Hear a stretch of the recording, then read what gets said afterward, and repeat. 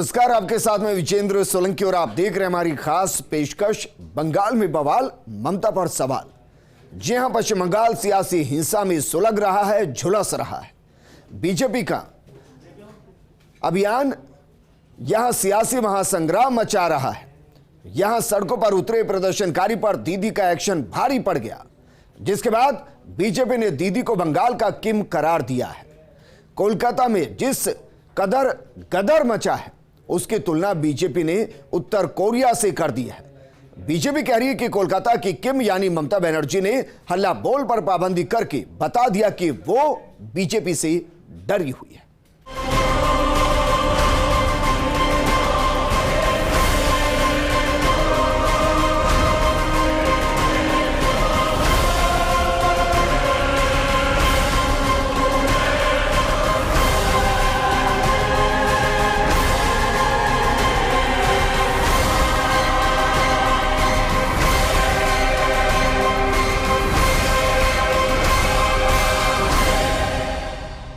पश्चिम बंगाल में ममता सरकार के खिलाफ बीजेपी ने विरोध मार्च निकाला।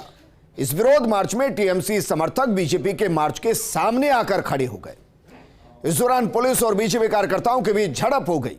कई इलाकों में बीजेपी और टीएमसी कार्यकर्ता भी आपस में भिड़ गए और देखते ही देखते पूरी सड़क पर बैरिकेड, वाटर कैनन, पत्थर, यानी पूरे कोलकाता में सियासी उबाल के समान चारों तरफ तस्वीरें दिखाई देने लगी।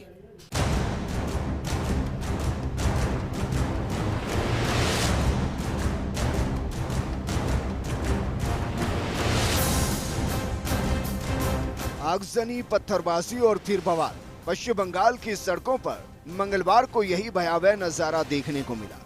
ममता सरकार के खिलाफ बीजेपी की हुंकार रैली कुछ ही देर में हिंसा में तब्दील हो गई। बीजेपी का हल्ला बोल, कोलकाता चलो मार्च कुछ ही देर में लाल हो गया। चारों तरफ बस खूनी संघर्ष ही दिखाई देने लगा। दरअसल यहां ममता के पुराने साथी शुभेंदु अधिकारी की अगुवाई में बीजेपी ने ममता सरकार में हो रहे भ्रष्टाचार के खिलाफ कोलकाता में सचिवालय तक मार्च निकालने का ऐलान किया। इसके तहत राज्य भर से बीजेपी के तमाम नेता और कार्यकर्ता कोलकाता और हावड़ा पहुंचे थे। हालांकि मार्च को परमिशन देने के लिए पुलिस ने पहले ही मना कर दिया था। बावजूद इसके बीजेपी ने कहा कि यदि परमिशन नहीं मिलेगी तो भी सचिवालय तक मार्च निकाला जाएगा और इसी चेतावनी के बाद मार्च को देखते हुए बड़ी संख्या में पुलिस बल तैनात किया गया। पुलिस ने हावड़ा से सचिवालय की तरफ जाने वाली सभी रोड पर बैरिकेडिंग लगा दी, लेकिन फिर भी बीजेपी के नेताओं की अगुवाई में सचिवालय तक मार्च की शुरुआत हुई। जगह जगह से बीजेपी के कार्यकर्ता कोलकाता पहुंचे और देखते ही देखते पुलिस और टीएमसी के कार्यकर्ता बीजेपी के कार्यकर्ताओं के साथ आमने सामने हो गए। ईस्ट मिदनापुर, तामलुक, हावड़ा और कई शहरों में देखते ही देखते बीजेपी कार्यकर्ताओं और टीएमसी कार्यकर्ताओं में भिड़ंत हो गई। इसके बाद हिंसक झड़पों ने कोलकाता की सड़कों को लाल कर दिया। उपद्रवियों ने एक दूसरे पर कांच की बोतल फेंक दी। पुलिस ने वाटर कैनन से उपद्रवियों को रोकने के लिए पानी की बौछार कर दी।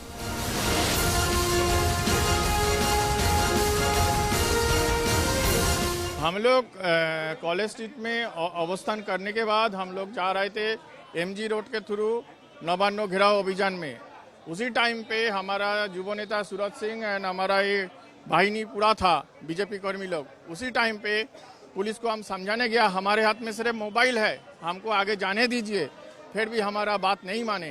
वो लोग अचानक से लाठी बरसाया तो हमने भागे नहीं तो चलते हमको लगा है। थोड़ा सा मैं पीछे मुड़ा तो बहुत ही मारना चालू कर वो मैं और विथ स्टैंड नहीं कर पाया, इसीलिए हमको वापस आना पड़ा। नहीं तो हम आज नवान्न चले ही जाते हम लोग सब। हम लोग कमेटी मंडल 303 को पक्ष करे थे, ठीक है।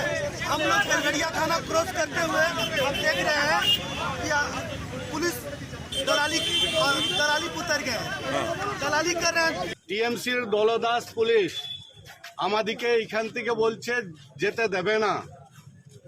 আমরা ঝান্ডা ছাড়ো না, ঝান্ডা তো আছেই আমাদের কাছে, ঝান্ডা ব্যানার নিয়ে আমরা যাবই। আমাদের যে প্রতিশ্রুতি দেওয়া হয়েছে আমরা নবান্ন যাবই, তো যাব। দেখুন, আপনারা তো দেখতে পাচ্ছেন দুর্গাপুর স্টেশন চত্বর কিভাবে ঘিরে ফেলেছে পুলিশে। কিন্তু মনে রাখতে হবে, আমরা ভারতীয় জনতা পার্টির একনিষ্ঠ কর্মী এবং সৈনিক। আমাদেরকে এইভাবে পুলিশ দিয়ে আটকানো যাবে না। মমতার দলদাস পুলিশ গ্রিন করিডোর করে নবান্নতে টাকা পৌঁছাচ্ছে। বিভিন্ন জেলা থেকে। আর কাল রাত থেকে যেভাবে আরম্ভ করেছে, পুরুলিয়া থেকে শুরু করে মেদিনীপুর থেকে শুরু করে রাজীগঞ্জ থেকে শুরু করে বরাকর থেকে শুরু করে বিভিন্ন জায়গায়, দুর্গাপুরও একই অবস্থা, কিন্তু আমাদেরকে আটকে রাখা যাবে না। আমরা প্রবেশ করেছি, ভাই চন্দ্রশেখর আমার সাথে রয়েছে, সমস্ত কার্যকর্তা মন্ডল প্রেসিডেন্টকে নিয়ে আমরা স্টেশনে পৌঁছেছি এবং নবান্ন যাব। আজকে 14 তলা থেকে রানীকে নামাতে হবে, চোরের रानी के। वहीं पुलिस ने शुभेंदु अधिकारी और लोकेट चटर्जी को अलीपुर से हिरासत में ले लिया। इस दौरान राहुल सिन्हा को भी हिरासत में लिया गया। इस दौरान शुभेंदु अधिकारी ने ममता बनर्जी को उत्तर कोरिया के तानाशाह की तरह लेडी किम करार दिया। ये इतना भुगला गया है ना, डर का महल। ममता जी खुद भागी और उनकी एटीट्यूड पूरा किम नॉर्थ कोरिया बना दिया। जिस तरीके से कल शाम से आज तक जिस तरीके से बीजेपी वर्कर का सपोर्टर का अनएम्प्लॉयड एडुकेटेड यूथ को रोका जा रहा है, पूरा प्रदेश भर में आप देखिए क्या तांडव मचा रखा है। ये तो पीसफुल एजिटेशन है। कोई जोर जबरदस्ती नवान्नों को जाकर पावर ले सकता है? हमारी कॉन्स्टिट्यूशन में ये है। ये तो ऑपोजिशन पार्टी का फर्ज बनता है। ये मुद्दा है करप्शन का मुद्दा, ये मुद्दा अनएम्प्लॉयड का मुद्दा है। जो मेरिट वाला लड़का लड़की है, एडुकेटेड अनएम्प्लॉयड यूथ है, उसका सर्विस को ये लोग बेच दिया, सेल कर दिया। इसका खिलाफ है पूरा स्टेट में। कोल काऊ से लेकर सैंड से लेकर स्टोन से लेकर पूरा जितना करप्शन के खिलाफ है, ये करप्शन के खिलाफ मोर्चा निकालना का तो हम लोग का यही है। पहले बैरिकेड तोड़ा जाएगा, सेकेंड बैरिकेड में ये लोग रोकेगा, वहाँ प्रदर्शन थोड़ा होगा, खत्म हो जाएगा। यही तो आदत है। आज तृणमूल कांग्रेस सरकार भारतीय जनता पार्टी का आंदोलन को तोड़ने का कोशिश किया। ऐसा कोशिश पश्चिम बंगाल में कोई सरकार नहीं किया। ऐसा दमन नीति कोई सरकार नहीं अपनाया। जनतांत्रिक प्रक्रिया से हमारा एजिटेशन था। उस एजिटेशन को जिस ढंग से इन लोगों ने हिंसात्मक बनाने का कोशिश किया, हम इसका निंदा करते हैं। सड़क से हम लोग जा रहा था, हमारा साथ कोई कार्यकर्ता भी नहीं था, तो किस लिए अरेस्ट किया? हम लोगों का गुनाह क्या है? लेकिन अरेस्ट करने का जो प्रक्रिया वो आपने टीवी में देखा या फोटो में देखा। जिस ढंग से चोर को लेके गिरफ्तार करता है, ऐसा चोर खूनी को जैसे पकड़ता है पुलिस, उसी हिसाब से पकड़ा। हमारा इसमें सर फूट गया, इसमें हाथ में भी देखिए। ऐसा एक राजनेता का साथ ऐसा व्यवहार, और उसके बाद ही लगातार इन लोगों ने हमारा कार्यकर्ता को लाठी टीयर गैस छोड़ने का काम शुरू किया, जिसके लिए घटना इतना बड़ा हो गया। इसीलिए इसके लिए जिम्मेदार ममता बनर्जी है। कारण वो डर रहा है बीजेपी से इतना भयभीत है, इतना डर रहा है, और डर का कारण ऐसा घटना हुआ। हम लोगों ने इस जनतांत्रिक प्रक्रिया को नष्ट करने का जिम्मेदार ममता बनर्जी को मानता हूं। लेकिन हम इसमें चुप होने वाला नहीं हूं।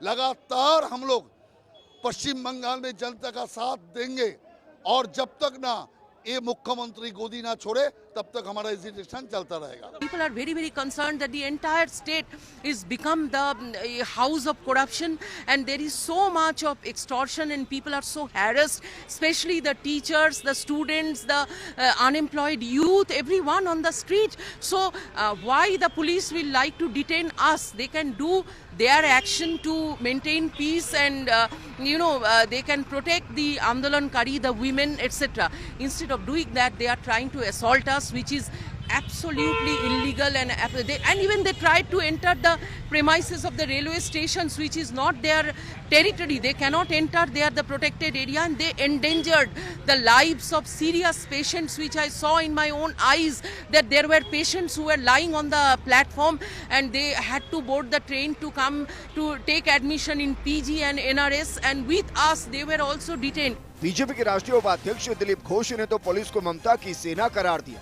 उन्होंने कहा, आश्चर्य बंगाल में जब कोयले और मवेशियों की तस्करी हो रही थी तो ये पुलिस दिखाई नहीं दी। आज बीजेपी ने रैली निकाली तो ना जाने ये कौन से बिल से निकल कर आए।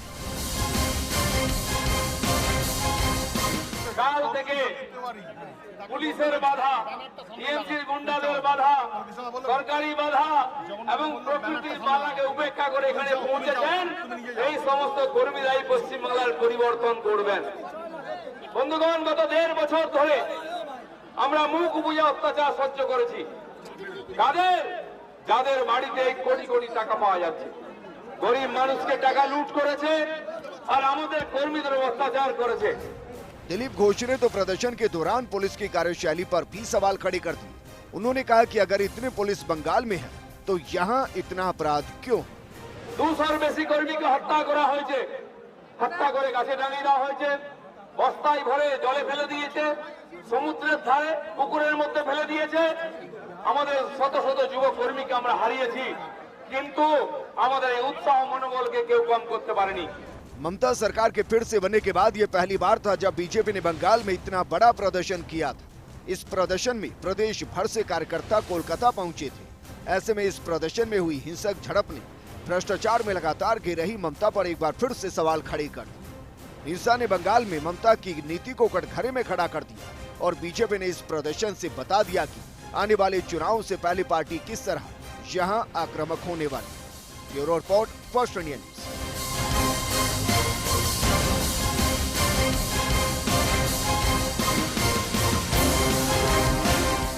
देश या प्रदेश में जब जब चुनाव होते हैं तो पश्चिम बंगाल की राजनीति कुछ अजीब रुख लेने लगती है। जैसे जैसे सियासत चुनाव के लिए तैयार होती है वैसे वैसे आए दिन हिंसक घटनाओं से दीदी के बंगाल में सियासी उबाल आ जाता है। तो क्या बंगाल में फतह के लिए डर और हिंसा चुनाव जीतने का मंत्र है?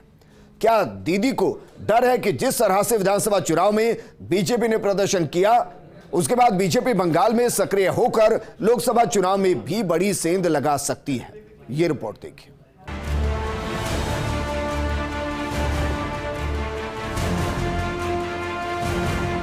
फिर पथराव, फिर हिंसा, फिर आंसू गैस के गोले। पश्चिम बंगाल का कोलकाता फिर सुलग उठा। आखिर क्यों और कब तक? क्या बंगाल में चुनाव जीतने के लिए हिंसा जरूरी है? क्या बिना हिंसा के बंगाल में मुद्दे नहीं है?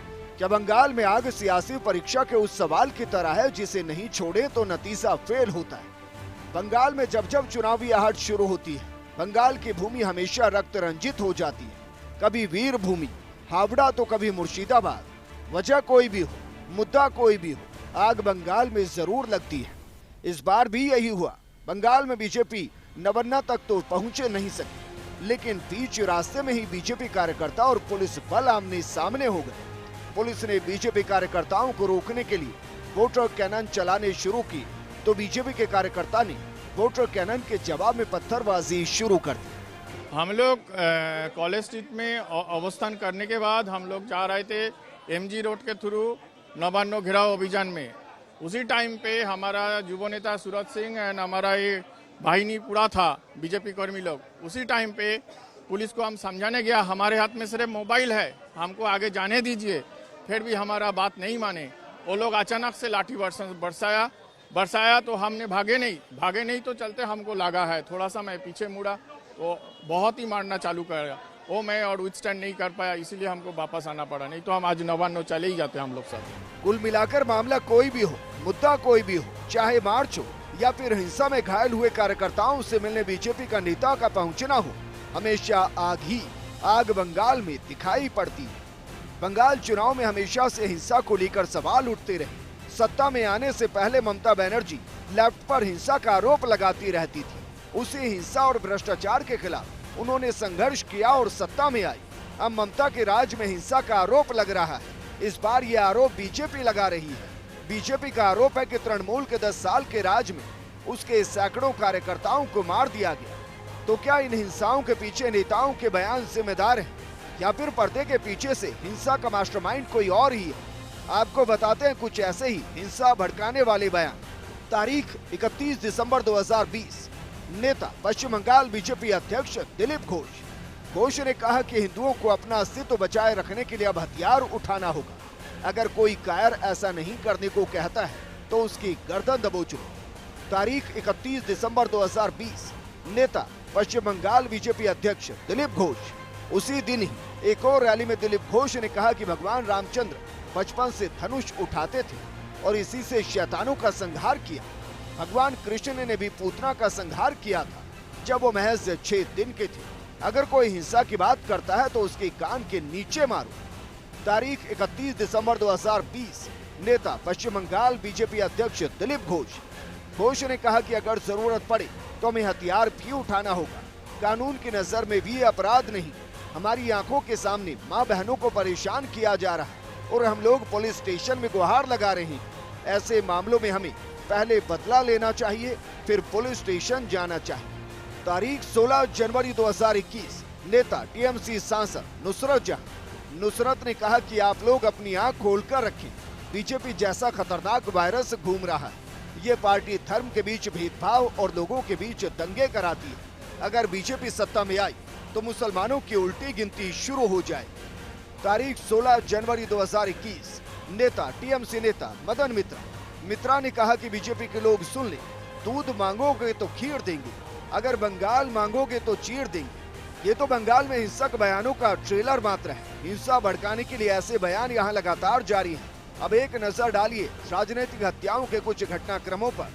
तारीख 22 दिसंबर 2020। बीजेपी कार्यकर्ता अशोक सरदार की हत्या कर दी गई। बीजेपी ने आरोप लगाया टीएमसी के गुंडों ने गोली मारकर हत्या की। तारीख 12 दिसंबर 2020। उत्तरी 24 परगना जिले में बीजेपी कार्यकर्ता की हत्या की गई। तारीख 12 नवंबर 2020। पूर्वी मेदिनीपुर के इटाबेड़िया इलाके में बीजेपी कार्यकर्ता गोकुल जेना की हत्या की गई। गोकुल के शरीर पर लाठी डंडों के निशान पाए गए। उसी दिन एक और बीजेपी कार्यकर्ता की हत्या की गई। तारीख 18 नवंबर 2020। बीजेपी के बूथ कमेटी के सचिव काला चांद कर्मकार की हत्या की गई। तारीख 1 नवंबर 2020। नादिया जिले के केशपुर में बीजेपी के कार्यकर्ता विजय शील की हत्या की गई। शव पेड़ से लटका मिला। तारीख 27 अक्टूबर 2020। पश्चिमी मेदिनीपुर में बीजेपी कार्यकर्ता बच्चू बेरा की हत्या की गई। शव पेड़ से लटका पाया गया। हत्या सिर्फ इतने ही नहीं हुई, इसकी फहरिस्त लंबी है। बंगाल प्रदेश बीजेपी के उपाध्यक्ष रितेश तिवारी ने कहा कि पिछले 2 साल में 120 से ज्यादा बीजेपी कार्यकर्ताओं की हत्या हुई। इनमें बीजेपी के पूर्व विधायक भी शामिल हैं। वहीं इसके अलावा टीएमसी कार्यकर्ताओं की हत्या की भी ऐसी ही लंबी फहरिस्त है। वैसे बंगाल में राजनीतिक हिंसा का इतिहास कोई नई बात नहीं।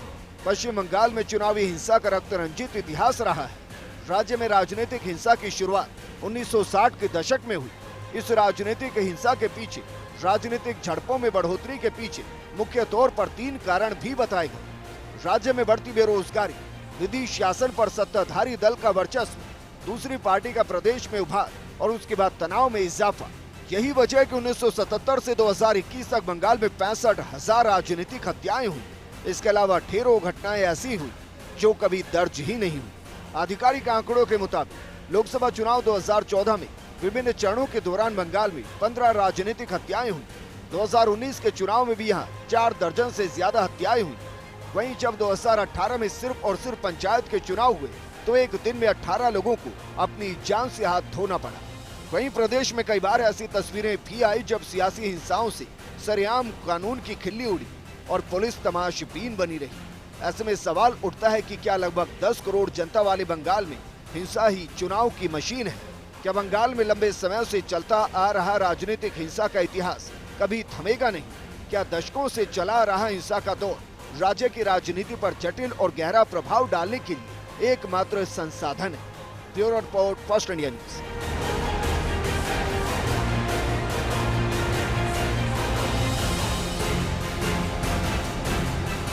स्पेशल प्रोग्राम में यहां रुक रहे हैं एक छोटे से ब्रेक के लिए, लेकिन ब्रेक के बाद आपको बताएंगे कैसे पूरा होगा दीदी का 24 का प्रण।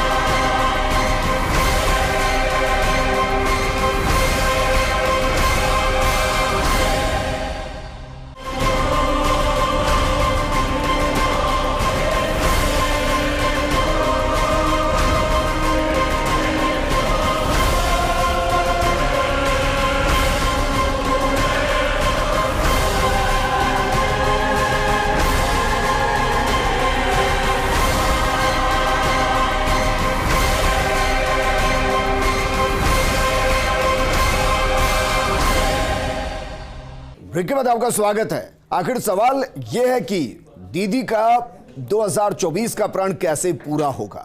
एक तरफ जहां दीदी 24 के सपने संजोने के बाद कई बार विपक्ष को बीजेपी के खिलाफ लामबंद करने के लिए आह्वान कर चुकी है, वहीं दीदी अपने ही गढ़ में लगातार घिरती जा रही है।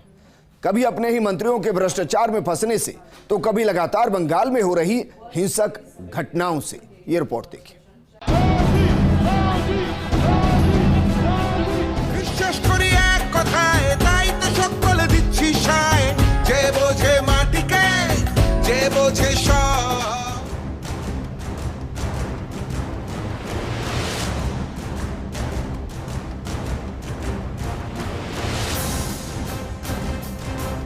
पूरे देश ने देखा था कि पहले लोकसभा चुनाव और फिर विधानसभा चुनाव में एक प्रधानमंत्री और एक मुख्यमंत्री कैसे आमने सामने आए।